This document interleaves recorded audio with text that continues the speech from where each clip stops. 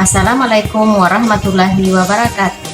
Berjumpa lagi dengan saya dalam pembelajaran PKN. Nah, kali ini materi yang akan saya bahas adalah perumusan dan pengesahan Undang-Undang Dasar Negara Republik Indonesia tahun 1945. Nah, bagaimana Undang-Undang Dasar Negara Republik Indonesia tahun 1945 bisa ada? Untuk memahami hal tersebut, kita kenali terlebih dahulu tentang konstitusi. Apa sih itu konstitusi? Konstitusi adalah hukum dasar yang dijadikan pegangan dalam penyelenggaraan pemerintahan negara. Di Indonesia, konstitusi yang menjadi dasar hukum adalah Undang-Undang Dasar Negara Republik Indonesia tahun 1945. Konstitusi terbagi atas dua, yakni konstitusi tertulis dan konstitusi tidak tertulis. Konstitusi tertulis adalah aturan pokok dasar negara, bangunan negara dan tata negara yang mengatur kehidupan satu bangsa di dalam persekutuan hukum negara. Konstitusi tidak tertulis disebut konvensi, yaitu kebiasaan ketatanegaraan yang sering timbul dalam sebuah negara.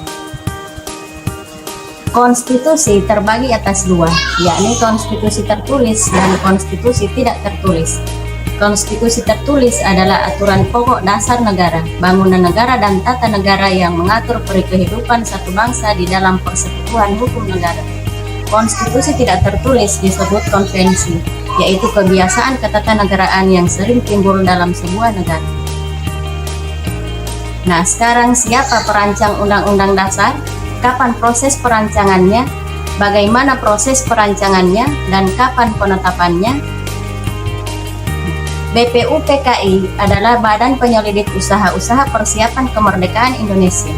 BPUPKI adalah suatu badan bentukan pemerintah Jepang pada masa penjajahan Indonesia. BPUPKI dibentuk pada 29 April 1945.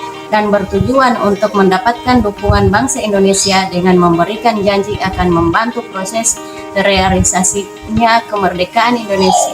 BPUPKI diketuai oleh Rajiman Weddiadiningrat dengan anggota semua berjumlah 70 orang, terdiri atas 62 orang Indonesia dan 8 orang istimewa Jepang yang hanya bertugas mengamati. Kemudian pada sidang kedua ditambah 6 orang anggota dari Indonesia. Nah, sidang kedua BPUPKI pada tanggal 10 sampai dengan 17 Juli 1945. Dalam sidang kedua BPUPKI membahas tentang bentuk negara, wilayah negara, kewarganegaraan, rancangan undang-undang dasar, ekonomi dan keuangan, pembelaan negara, pendidikan dan pengajaran. Dibentuk panitia perancang undang-undang dasar beranggotakan 19 orang dengan Insinyur Soekarno sebagai ketua. Panitia pembelaan tanah air dengan Adi Kusno Tjukroseudjoso sebagai ketua, dan panitia ekonomi dan keuangan dengan Muhammad Hatta sebagai ketua. Melalui hasil pemungutan suara ditentukan wilayah Indonesia merdeka meliputi wilayah Hindia Belanda, Borneo Utara, Papua, Timur Portugis, dan pulau-pulau sekitarnya. Nah, pada sidang BPUPKI tanggal 13 Juli 1945. Adapun pokok pembahasan sidang tanggal 13 Juli 1945 tersebut secara umum mengulas tentang hasil kerja panitia kecil dalam merancang Undang-Undang Dasar. Adapun pokok hasil pembahasan sidang 13 Juli 1945 meliputi hal-hal berikut ini. 1. Lambang negara. 2. Negara kesatuan. 3. Sebutan Majelis Permusyawaratan Rakyat. 4. Membentuk panitia penghalus bahasa, yakni panitia yang bertugas menyempurnakan bahasa dalam rancangan Undang-Undang Dasar. Panitia ini terdiri dari 3 anggota, yaitu Husain Djajjaningrat, Haji Agus Salim, dan M.R. Supomo. Sidang BPUPKI tanggal 14 Juli 1945. Setelah selesai mengadakan pembahasan sidang tanggal 13 Juli 1945, BPUPKI melanjutkan agenda sidangnya di tanggal 14 Juli untuk pembahasan tentang pernyataan kemerdekaan. Kemudian pada tanggal 15 Juli dilanjutkan dengan pembahasan rancangan Undang-Undang Dasar. Selanjutnya di hari terakhir tanggal 16 Juli 1945, panitia perancang Undang-Undang Dasar melaporkan keseluruhan hasil sidang yang terdiri dari 3 hal yang disetujui secara bulat. Adapun hasil pembahasan tersebut meliputi hal-hal sebagai berikut. 1. Rancangan Indonesia Merdeka. 2. Pembukaan Undang-Undang Dasar atau pengesahan Piagam Jakarta.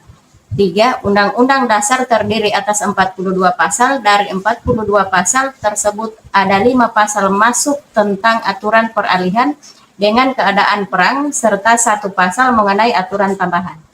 Nah, dalam sidang BPU PKI tanggal 15 Juli 1945, hasil sidang yang diteruskan pada tanggal 15 Juli 1945 merupakan agenda sidang besar yang dilakukan oleh BPU PKI.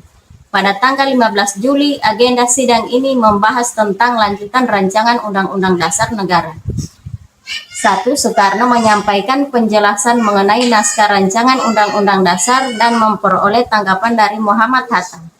2. Supomo juga memperoleh kesempatan untuk memaparkan naskah rancangan Undang-Undang Dasar yang digagasnya. Nah, sidang BPU PKI tanggal 16 Juli 1945. Pada sidang ini, Ketua BPU PKI memeriksa bahwa seluruh anggota BPU PKI telah sepakat dengan laporan hasil kerja panitia.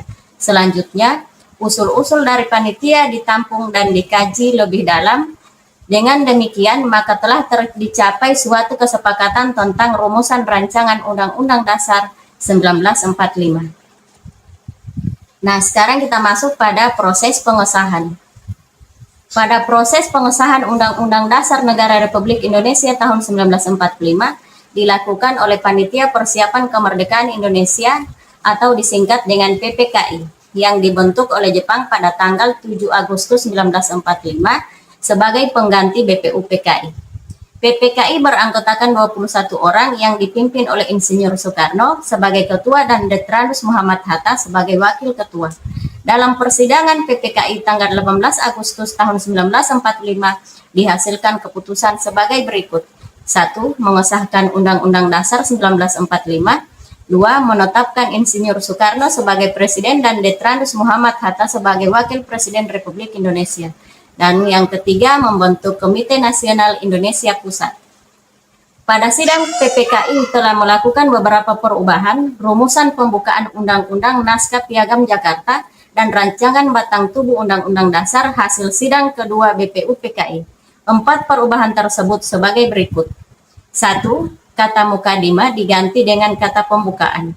2. Sila pertama yaitu ketuhanan dengan berkewajiban menjalankan syariat Islam bagi pemeluk-pemeluknya diganti dengan rumusan ketuhanan yang Maha Esa. 3. Perubahan pasal 6 Undang-Undang Dasar yang berbunyi Presiden ialah orang Indonesia asli yang beragama Islam menjadi Presiden ialah orang Indonesia asli. Dan yang terakhir pasal 28 Undang-Undang Dasar 1945 yang berbunyi negara berdasarkan atas ketuhanan dengan berkewajiban menjalankan syariat Islam bagi pemeluk-pemeluknya diganti menjadi pasal 29 Undang-Undang Dasar 1945 yang berbunyi negara berdasarkan atas ketuhanan yang Maha Esa. Demikian pembahasan mengenai proses dan pengesahan Undang-Undang Dasar tahun 1945. Semoga apa yang telah dibahas pada video ini dapat bermanfaat untuk kalian. Terima kasih sudah menonton videonya. Assalamualaikum warahmatullahi wabarakatuh.